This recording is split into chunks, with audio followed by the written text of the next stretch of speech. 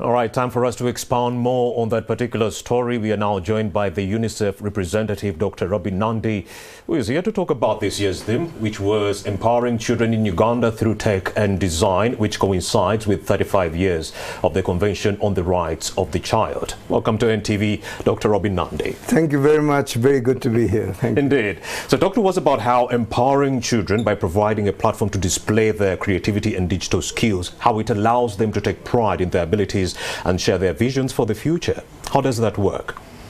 Yeah, before I respond to my question, I want to wish all your viewers a very happy Children's Day, World Children's Day. This is a day that we reflect on the Convention on the Rights of the Child, a convention that is the most ratified convention, human rights convention globally. And today is a celebration for children. Now, to your question, Romeo, the digital space and the technology space is moving faster. It's one of the fastest evolving facets of our life. Indeed. And if you reflect over the last 10 or 20 years where we've come in terms of technology and digital technology, we just have to look forward in the next decade. Of what things will look like. Digital technology is going to revolutionize the way we learn, the way we educate our kids, the way we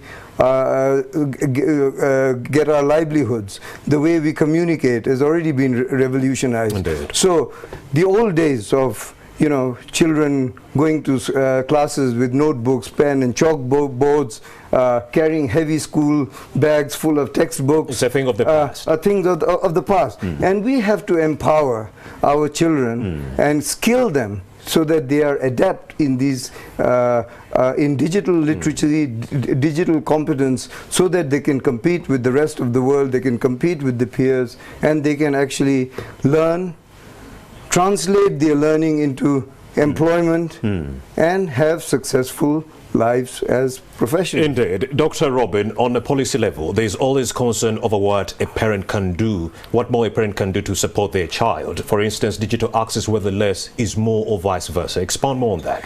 Yeah, that's a really good question. And my message to all the parents out there, and I'm a parent as well, is to please invest time in building the digital literacy and digital skills of your kids. I know, Romeo, there are a lot of prevailing concerns. There are concerns about the risks of the digital space, the cyberspace.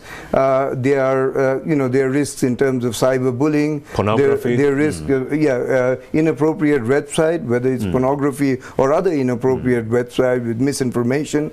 There are risks in terms of privacy. There are risks in terms of divulging personal information. And I think today we heard from the Permanent Secretary of the Ministry of ICT and National Guidance that there are mechanisms in place, there are policies in place, being put in place, there are cyber security measures being taken. But the most important thing is awareness among the kids. In-depth awareness of the digital space and how to use the digital space wisely is the best defense that a child can have.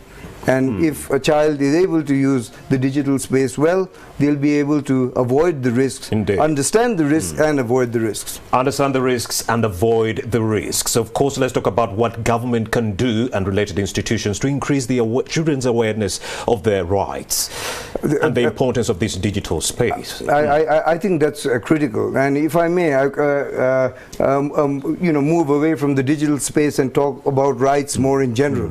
It's really important that today, on World Children's Day, we all reflect on what we can do to uphold the rights of the children. We all have a role.